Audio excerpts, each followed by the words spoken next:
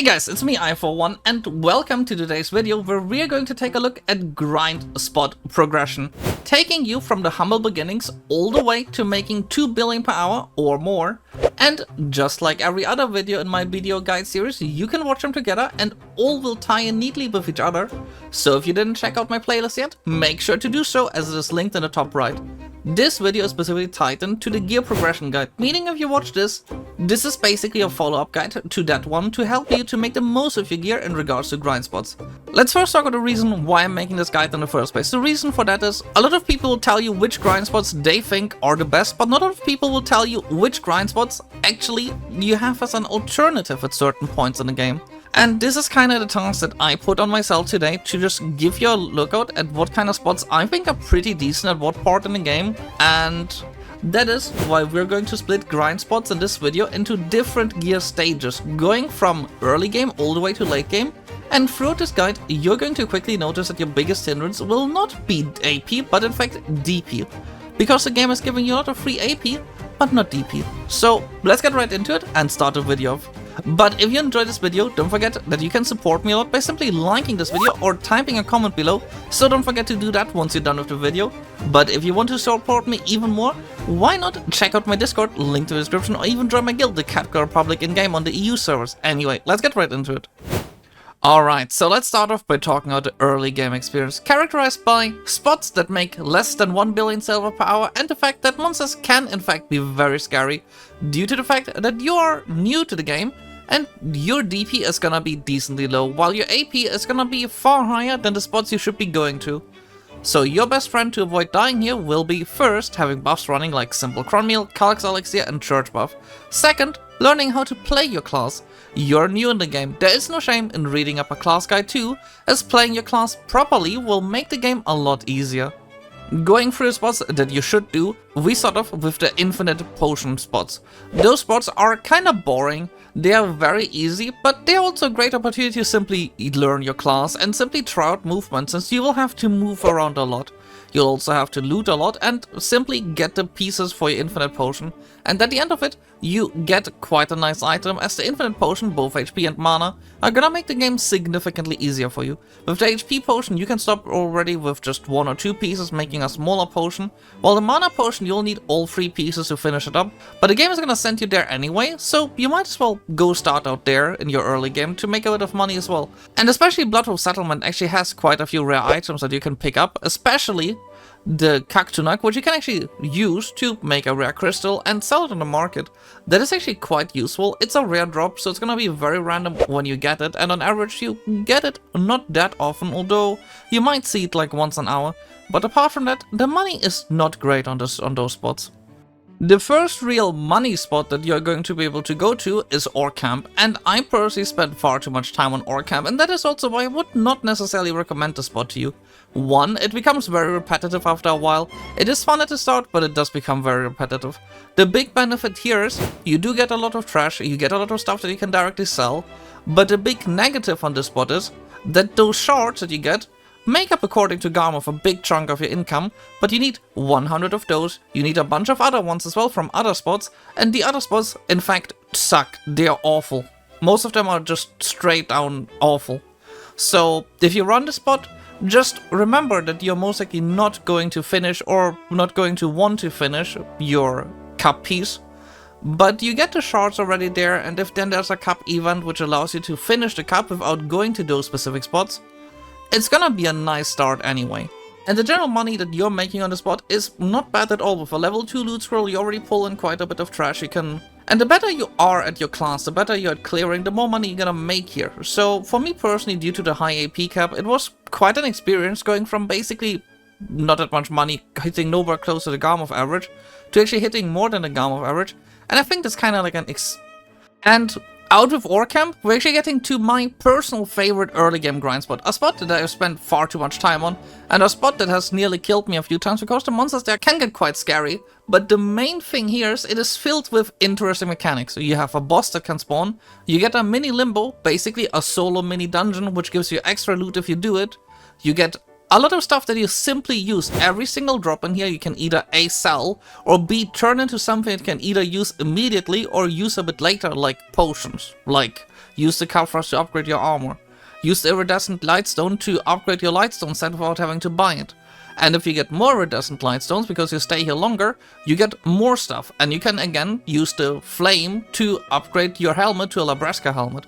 So in other words, this spot has only things that you want early on, and it has nothing that you might not want. This is basically the penultimate early game spot for me personally. It has low DP requirements, slightly higher than Orcamp, but still not bad. And its income might seem on paper like it's less than Orcamp, but don't be misled. This spot is genuinely better than Orcamp income-wise. It might not beat it out if you all of a sudden decide to go on an epic adventure to finish your cup, but if you do that, I think you're a lost cause anyway. So this spot is, in my opinion, the single best grind spot you can take early on. And if you do it, please tell me in the comments what you think about it, because I'm very curious about what your experience of Jade Starlight Forest is. It might not be the most meta spot anymore, but it is hands down my favorite early game spot. But once you finish with the early game and your gear looks a bit more like it looks like on the screen, and you're not anymore just fresh out of season, you might want to move on to another spot.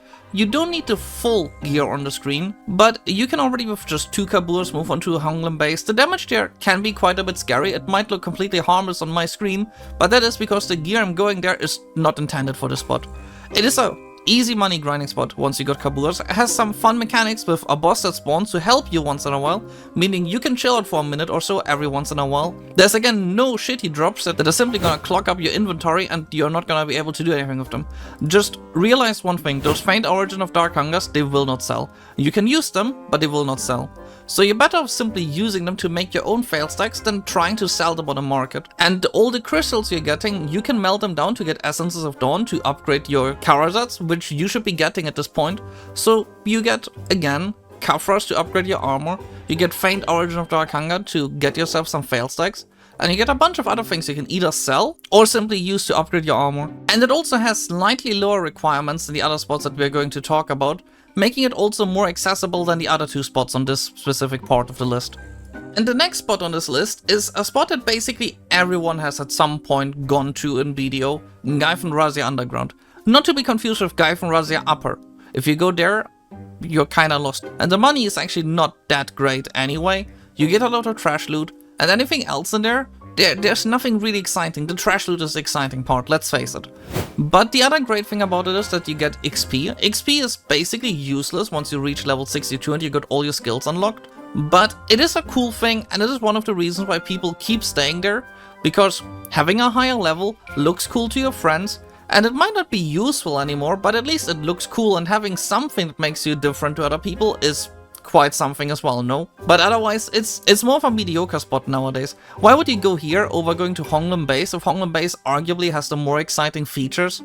And this spot is just kill NPC and walk in a triangle. It's not the most exciting spot, but it is an alright spot. And the next spot that I personally heavily enjoyed at this part of the game is Primal Giant Post, because you need Crystallized Despair anyway to upgrade your Vel's Heart, and it is quite a chill spot. It has on paper the same DP requirements as Gaifans, but let me just tell you that the mobs here will not kill you. They do nowhere the same damage as Gaifans. This spot is far more chill than Gaifans if you're still lower DP. And the money might look worse, and it is slightly worse, especially since your money is also partly dependent on getting base Black Distortion earrings. But it is a chill grind spot, and if you want to do something else than go to Honglim Base, this is a great alternative, since it's again a case where anything you get here, you can sell it. That is also making the spot a lot better than other spots you might see where some of the parts simply can't be sold. At Honglim Base, you will not be able to sell the Faint Origins of Dark Hunger, and here you can again sell everything. But if you're not alone and you have friends and you want to have a group activity and you have 2 friends for that specifically, another good spot you should take, and I think it's an experience that everyone should make at some point, is normal Olun's Valley. Normal Olun's Valley is kinda outshined by Olun's Valley Dakya 2, but Olun's Valley 1 is actually pretty nice because 90% of your money is simply coming from trash loot. You get the trash loot, you sell the trash loot to a vendor, and if you have Agris, you can sit here for hours just printing money that you shouldn't be able to make at this point. Making around 1.5 billion power is a pretty nice amount, and if you have a friend that is carrying you with higher AP, it's gonna be very much a breeze. It is kinda scary since early on you can die to quite a few of the red circles that you see on the ground, but once you get used to them, it is a very chill spot, and it's a spot that I personally have spent dozens of hours at, and still haven't gotten bored of, and still like to go back there instead of deck your all-in simply because of how easy it is and how much money you make when you simply spend aggress here. So if you want to have an aggro spot at this point in the game, just go to all-ins. Don't even bother with upper Gaiffons or Tunkuta. Tunkuta is harder and upper Gaiffons makes far less money. Simply go to normal all-ins. Grab 2 friends, just go there. It's fun. It's a nice spot. And even outside of that, even without aggress, you can still sit here, make a bit less money, but it's still decent enough money to call it a good spot. But with that done, we're now going from the mid-game, where you're going to slowly start making actual money and making 1 billion silver per hour, to the actual endgame spots, or the early endgame spots, where you'll actually make quite a sum of money.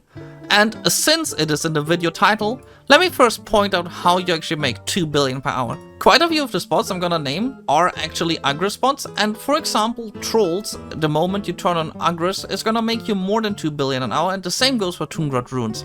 So both of those spots are gonna allow you to make more than 2 billion an hour already in themselves once you reach them and have enough AP to run them efficiently. So all you need there is turn on your aggress and turn on your level 2 loot scroll. And at this point, you'll already make more than 2 billion silver per hour. And here we get to something that is the one thing that differentiates all of those spots from all the other ones that you're gonna do from now on. All of them can drop you limbos or double wreckers directly, and you don't have to buy them from the market. Limbos specifically, if they drop to you, are quite a nice income boost, and are a mini dungeon that you do to get yourself a minimum of 2 double wreckers and maybe more. But the minimum of 2 double wreckers is making it quite exciting if you get them, but you're gonna get used to it eventually. The main thing here is every spot you're gonna do should make you more than 1 billion silver per hour. You're not quite yet at the end game, and you kinda need the silver, so making this much silver is kinda a requirement. And the first spot I suggest here is Troll Habitat. It's a spot that I spent at more than 100 hours. And I personally think it's a great spot. It's very chill. You just run basically between 2 mob packs and you just keep killing them. And once more, it's like Giants, where you get Crystallized Despair and Black Distortion earrings. And those 2 will sell, they will make you money, and you can use them yourself as well if you want to. But at this point, I think you should have an Exalted Velsart, so the Crystallized Despair is most likely going rather into either making failed stacks or selling them on the market. Otherwise, Troll Habitat is also a decent aggro spot. You spend about 35,000 aggress an hour, which is not the best, but it also allows you to make more than 2 billion an hour. Which is great, just great at this point in the game. Just watch out for when the troll dances, because when the troll dances, you might die, especially with lower DP. And I'm speaking from experience, because it happened to me. The next spot that you could run instead of Troll Habitat is Tungrad Runes. Tungrad Runes is, loot-wise, not that much different from Troll Habitat in regards that you again get items that you can sell, although Origins of Dark Hunger are gonna sell a lot slower than Despairs, because Despairs sell, at least on EU, almost instantly, while Tungrad Runes Origin of Dark Hunger might take you a few days or maybe a week to sell, and if they keep on going like they go right now, they might not sell at all, but luckily most of your money is coming from Tungrad Rune fragments, and Origins of Dark Hunger, you will need them anyway at this point in the game. You will need big fail stacks, you will need even 300 fail stacks, and having them stockpiled is not the worst thing to do in the world. So going here at least once is the right thing to do and not a mistake at all, even if it is just to stack up an Origin of Dark Hunger or simply make money. And you can even farm a treasure piece here, so that is making it also better. And if you don't want to have any of those 2 spots, I got you sorted here. We also got Dekya Fawnwood Forest down in Odaliter, which is gonna give you, as a Dekya spot, simply Dekya loot, but it's also gonna give you Kafra stones, and it's gonna give you a bunch of other things that you can sell. Kafras, at the moment when I make this video, are kinda in the bottom when it comes to the value in EU, although they are going slowly back up. But the fact that most of the money is coming from trash loot, and you can sell most things here directly, and you still get yourself Limbo Seals here, it's still a decent spot, although it makes less money than the other 2 spots I mentioned earlier, but if you want an alternative, well, here you go, and it does have slightly lower DP requirements than the other 2 that I just mentioned. But right about now, I want to conclude this video with one more thing that I want to say. If you have to choose between any of those spots that I just named, take the one that you enjoy the most, and especially make sure to switch up your grind spots. Sitting on the same grind spot for like 50 hours in a row is gonna make you dislike them at some point regardless of what you're doing. So rather switch them up once in a while. There is quite a few alternatives at every single step in the game, and even outside of the ones that I just named here, there is quite a few more. And this is kind of where I want to ask you, which of those spots was your personal favorite all along in the game? For me personally, it was Jade Starlight Forest, a spot that I enjoyed a lot, and I want to know what yours is. And the main thing that I want to end this on is the fact that I'm not going to say which is the best late game spot. Yes, I could keep on going and say what you can do with even better gear, because arguably Darkseeker's Retreat and Olin's Valley 2 will beat out any of the spots that I named so far. But that's not the point. If you got this kind of gear, I don't need to make this guide for you anymore. There's only 2 spots left, just take the best ones in the game if you want to. And if you're at that point in the game and you already have like 770 gear score, you might as well simply go ahead and grind for treasure pieces. That is something that I notice a lot of people doing, because do you really care about more gear at this point? Who knows? Maybe you do, maybe you don't. But this is basically it, and I hope you enjoyed the video. If you enjoyed the video, remember to leave a like, subscribe, and also check out my other videos. But this is all from me today, and I hope to see you next time. Bye!